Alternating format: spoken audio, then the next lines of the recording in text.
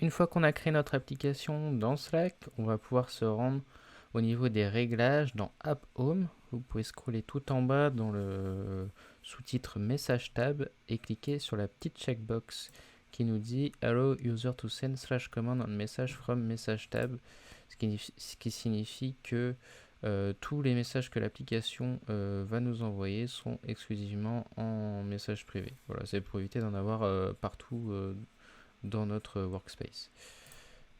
Une fois que vous avez fait ça, vous pouvez cliquer sur /command, la petite URL sur la gauche du dashboard.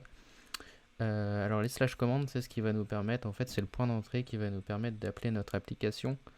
Il faut voir ça un peu comme une commande dans notre terminal Windows ou dans notre terminal Mac. Une fois que vous cliquez là-dessus, vous cliquez sur Create New Command et là vous allez avoir une petite modale qui va apparaître avec différents champs à remplir. Donc la commande, c'est la commande à exécuter pour appeler notre application, sachant qu'il peut y en avoir plusieurs par application. On verra ça un peu plus tard dans la formation. Ensuite, request URL, c'est la route d'API qu'on va appeler pour appeler justement notre commande slash.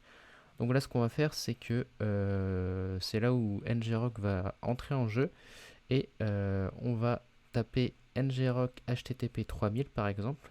Donc c'est le port sur lequel vous avez fait tourner votre application.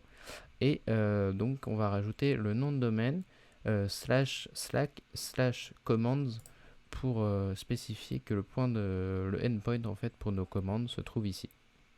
Une petite description pour cette /commande, un usage in pour savoir comment l'utiliser, une astuce sur à quoi elle sert par exemple. Bon, je peux laisser vide pour l'instant. Et on va pouvoir faire save. Donc maintenant, si on retourne dans notre espace de travail Slack et qu'on va dans le channel de notre application, on commence à taper par exemple /create. On voit que Slack a reconnu notre commande et l'autocomplete déjà. Bon, c'est pas parce qu'il l'autocomplete et qu'elle l'a trouvé que ça va fonctionner correctement. Là, si je l'exécute, on voit bien que ça fonctionne pas parce qu'il manque encore quelques petites configurations à faire pour mapper l'API Slack avec notre API locale. Donc, si je retourne sur le dashboard de l'application, on va pouvoir se rendre dans App Home, dans Basic Information. Une fois qu'on est dans Basic Information, on va pouvoir récupérer le Singing Secret qu'on a déjà créé auparavant mais qu'on avait laissé vide dans notre .off.sh. On va pouvoir le récupérer ici et le rajouter dans notre .off.sh. Et pareil pour le bot user OAuth token qui se trouve dans OAuth et permission. On le copie et on le colle. On n'oublie pas pour que ce soit pris en compte de faire un source.off.sh.